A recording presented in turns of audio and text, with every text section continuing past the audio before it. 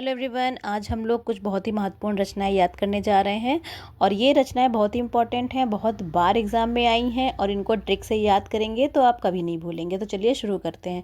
पहली रचना का नाम है क्या भूलूं क्या याद करूं। देखिए, ये हरिवंश राय बच्चन जी की है। अब बच्चन को आप लोग बचपन से कोरिलेट करिए। देखिए, यहाँ पे बेंच पे आपको एक लड़का दिख रहा है जो बहुत परेशान होकर कुछ लिख रहा था कॉपी में। तो उधर से एक व्यक्ति गुजरते हैं तो वो देखते हैं कि ये क्या लिख रहा है, तो उसके पास जाके बैठ जाते हैं और पूछते हैं, बेटा तुम क्या लिख रहे हो ऐसा। तो बताता है कि कुछ नहीं अंकल, मेरी बचपन की यादें हैं बहुत सारी, कुछ अच्छी यादें हैं कुछ बुरी यादें हैं, तो मैं वही सोच रहा हूँ क्या भूल जाऊँ क्या याद करूँ। तो उन्होंने बताया बड़ा सिंपल है, तुम अच्छी यादें याद कर रखो और जो बुरी यादें हैं उनको भूल जाओ। ठीक है, तो एग्ज़ाम में जैसे ही आप देखेंगे क्या भूलूँ क्या याद करूँ, बचपन की यादों में से, ठीक, बचपन तुरंत याद आएगा और बचपन से बच्चन, क्या भूलूँ क्या याद करूँ, हरिवंश राय बच्चन की रचना है। नेक्स्ट है रानी केतकी की कहानी। रानी केतकी की कहानी के हैं मुंशी इंसा अल्लाह खां। देखिए, रानी केतकी जो है हिंदू थी और वो जो है सारे धर्म मानती थी, वो अल्लाह की पूजा करना चाहती थी। तो उनको कोई विधि नहीं पता थी। तो उनके यहाँ एक मुंशी जी थे, तो उन्होंने कहा कि मैं तुम्हें विधि बताता हूँ कैसे अल्लाह की पूजा करो। तो रानी केत की कहानी मुंशी इंसा अल्लाह खां। रानी केत की कहानी, रानी को किसने अल्लाह की पूजा करना बताया, मुंशी जी। तो मुंशी इंसा अल्लाह खां है। नेक्स्ट है इंदुमती। इंदुमती की है किशोरी लाल गोस्वामी। देखिए, एक माँ बेटी थी। तो माँ जो है घर में थी और होली के दिन चल रहे थे, होली थी, तो उनकी बिटिया जो है घर से बाहर गई और वहाँ उसको सब लोगों ने रंग दिया, लाल रंग डाल दिया उसके ऊपर। तो उनको जो है सारे जो कॉलोनी के लोग थे वो लेकर आए उसको कि देखो तुम्हारी बिटिया पूरी रंग गई है। तो का बोले, इंदु तेरी तेरी बेटी किशोरी लाल हो गई। ठीक है, इंदुमती तेरी बेटी किशोरी लाल हो गई। 2-3 बार बोलिए, इंदुमती तेरी बेटी किशोरी लाल हो गई। तो इनके किशोरी लाल गोस्वामी हैं। नेक्स्ट है परीक्षा गुरु। देखिए, परीक्षा गुरु के हैं लाला श्री निवास दास। अब देखिए, यहाँ पे एक आपको इमेज दिख रही है जिसमें एक टीचर हैं जो एक बच्चे के घर आए हैं और वो बच्चा बहुत टेंशन में बैठा है। ये बच्चा बहुत टेंशन में बैठा है। इसने कहा मैं एग्ज़ाम नहीं दूंगा, मैं नहीं घर जाऊँ, मैं पेपर देने नहीं जाऊँगा, बहाने मार रहा था। तो टीचर जो है उसके घर ही आ गए, गुरु जो है उनके घर आ गए। तो गुरु जो है गुरु बोले कि बेटा अब तेरी परीक्षा कहाँ होगी, निवास पर ही होगी।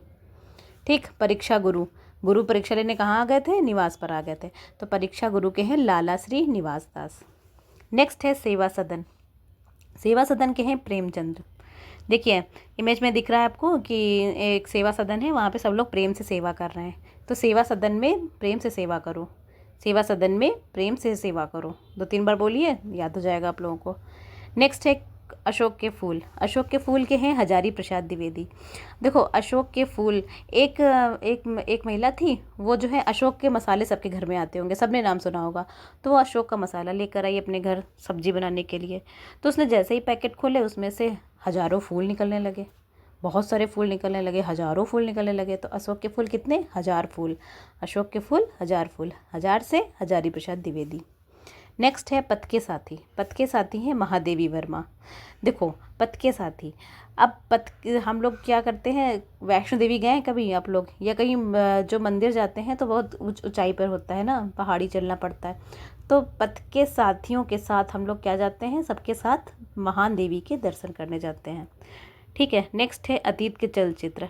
अब देखो, पथ के साथियों के साथ हम लोग गए दर्शन करने, वहाँ पे हमने थोड़े से वीडियो बनाए, थोड़ी सी फ़ोटो खींची। ठीक, तो किसके, कौन से अतीत के चलचित्र, जब हम लोग दर्शन करने गए थे, किसके, महादेवी के। ठीक, अतीत के चलचित्र महादेवी वर्मा की रचना है। नेक्स्ट है गेहूं और गुलाब, राम वृक्ष बोनीपुरी। देखिए, यहाँ पे एक बच्चा है, वो गेहूं बो रहा है, गेहूं बो रहा है और उसमें से क्या निकला, पेड़ बड़ा हो गया, उसमें से क्या निकला, कौन सा वृक्ष निकला, गुलाब का वृक्ष निकला। ठीक, गेहूं का बीज बोया, उसमें से क्या निकला, गुलाब का वृक्ष निकला। तो राम वृक्ष बोनीपुरी इनके रचनाकार हैं। नेक्स्ट है चिंतामणि। चिंतामणि के हैं रामचंद्र शुक्ल। अब इनको कैसे याद रखेंगे, देखिए आपको इमेज में दिख रहे हैं कि एक व्यक्ति चिंतित बैठा है, बहुत टेंशन में बैठा है और ये बहुत पूजा करता था, भगवान की बहुत पूजा करता था और तब भी वो जो है उसकी बहुत चिंता में रहता था हर समय।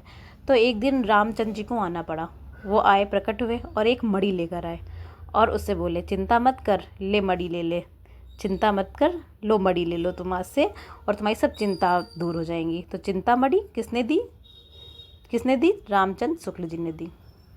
नेक्स्ट है नीरजा। नीरजा है महादेवी वर्मा की।